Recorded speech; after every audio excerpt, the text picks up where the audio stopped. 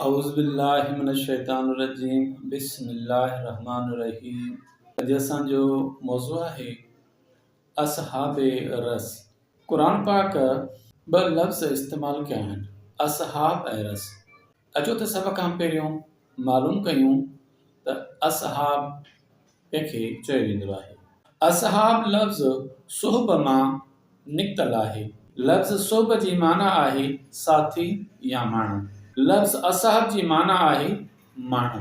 लफ़्ज़ असहाब क़ुरान पाक में 65 भेरा ऐं 52 सूरतुनि में इस्तेमालु थियो आहे। ॿियो लफ़्ज़ रस। लफ़्ज़ रस जी माना आहे खूह। लफ़्ज़ रस क़ुरान पाक में 2 भेरा ऐं 2 सूरतुनि में इस्तेमालु थियो आहे। ॿिन्ही लफ़्ज़नि असहाब रस जी माना आहे खूह वारा माण्हू।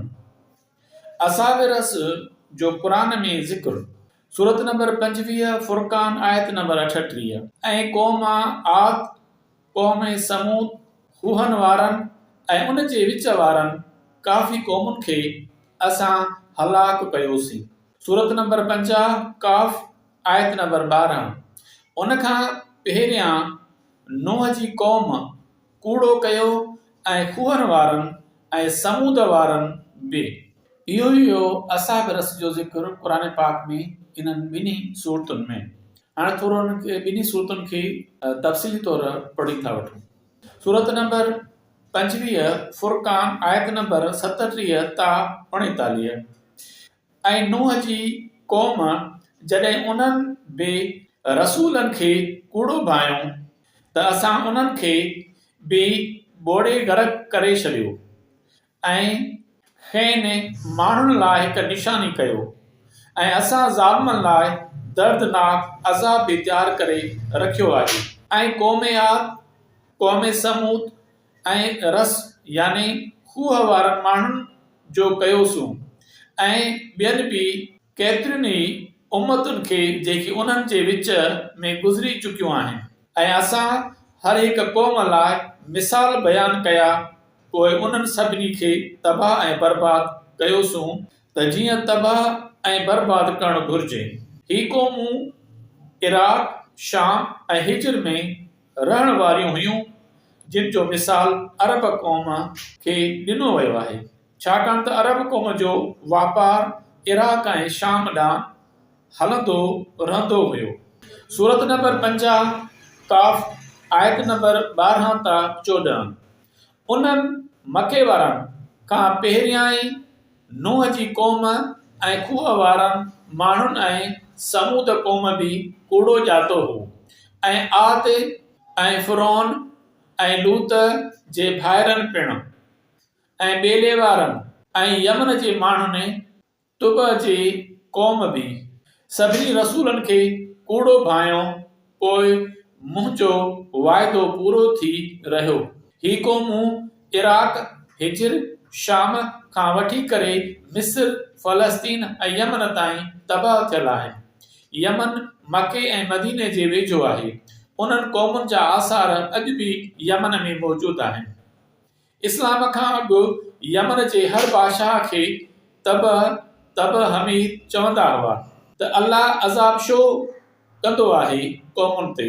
सूरत नंबर 28 कसस आयत नंबर 58 ऐं 59।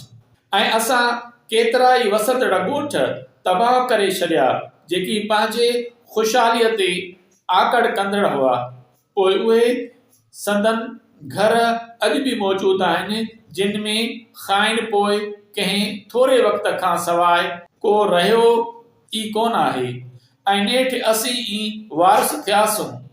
ऐं ए मुहम्मद सल्लल्लाहु अलैहि वसल्लम, तुंहिंजो रब आबाद वसंदनि खे तेसि ताईं कॾहिं बि तबाह न कंदो आहे जेसि ताईं उन जे कंहिं मरकज़ी शहर में को पैगंबर न मोकिले जेको असां जूं आयतूं उन्हनि खे पढ़ी ॿुधाए ऐं असीं के वसंदीअ खे बर्बाद करियूं तेसि ताईं संदन रहण वारा ज़ालिम हुजनि। तबाह थियल खूह ऐं महल। सूरत नंबर 22 हज आयत नंबर 45। केतिरा ई ज़ालिम ॻोठ हुआ जिन खे असां बर्बाद कयो ऐं उहे ॻोठ अॼु पंहिंजे शिदनि भर ऊंधा किरिया पिया आहिनि ऐं केतिरा ई खूह बेकार ऐं केतिरा बुलंद महल ऐं माड़ियूं वीरान सुञा पिया आहिनि। फ़िरौन, मिस्र, ईसा, रूम, फील, अबरहा, हबशा, मजूसत, ईरान, साबीन, सिंध जो बि ज़िक्र मिले थो।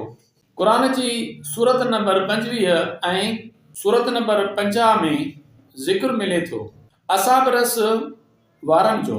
25-50 खे मिलाए लिखंदासीं त 5025 साल जो ज़मानो ठहे थो, जेको सर जॉन मार्शल जे ॿुधायल 5000 साल BC सां मुताबिक़त रखे थो। नूह जो ज़मानो हुयो 10,000 साल क़ब्ल मसीह। हूद अलैहिस्सलाम जो ज़मानो हुयो 8,000 साल क़ब्ल मसीह। सालेह अलैहिस्सलाम जो ज़मानो हुयो 7,000 साल क़ब्ल मसीह। मुंहिंजे दड़े वारनि जो ज़मानो हुयो 5,000 साल क़ब्ल मसीह जो। इराक, ईरान, यमन ऐं ॿियनि अरब मुल्कनि जा माण्हू सिंध जे इंडस वैली तहज़ीब जे माण्हुनि खे घणनि खूहनि हुजण जे करे खैने खूहनि वारा माण्हू यानी असाब रस करे सॾींदा हूंदा। रिसर्चर मोहम्मद सुलेमान आरिज़े जे तहक़ीक़ जे मुताबिक़ क़ुरान में बयान थियल असाब रस वारा ई मुंहनि जे दड़े वारा माण्हू मुराद आहिनि। ही क़दीम तहज़ीब मुल्क पाकिस्तान, सूबे सिंध, ज़िले लाड़कानी, तालकी डोगरीअ खां 6-7 किलोमीटरनि जे फ़ासिले ते वाक़िअ आहे।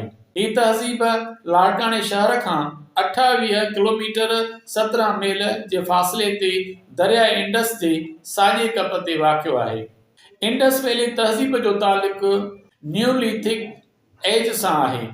न्यूलिथिक एज वारनि जी आबादी 6000 BC में महरगढ़, बलोचिस्तान ऐं इंडस वैली तहज़ीब में हुई।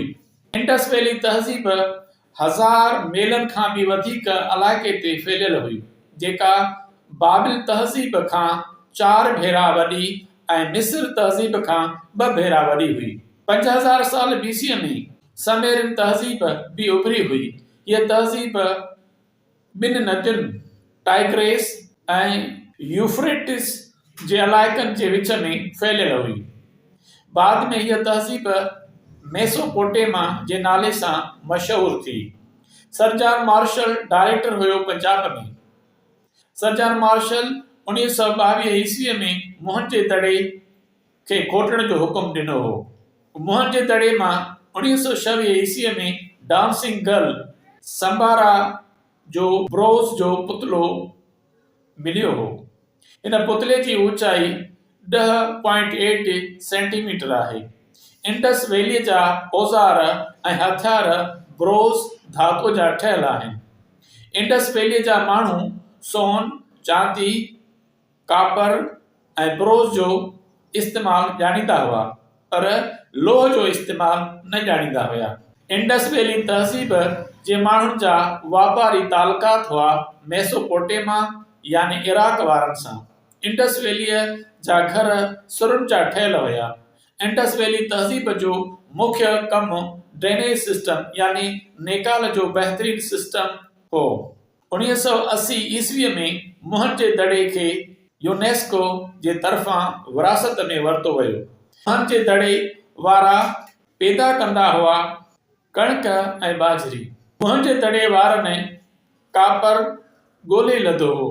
5000 BC में पहिरियों भेरो ॿोलियुनि खे लिखण जो रवाज शुरू थियो हो।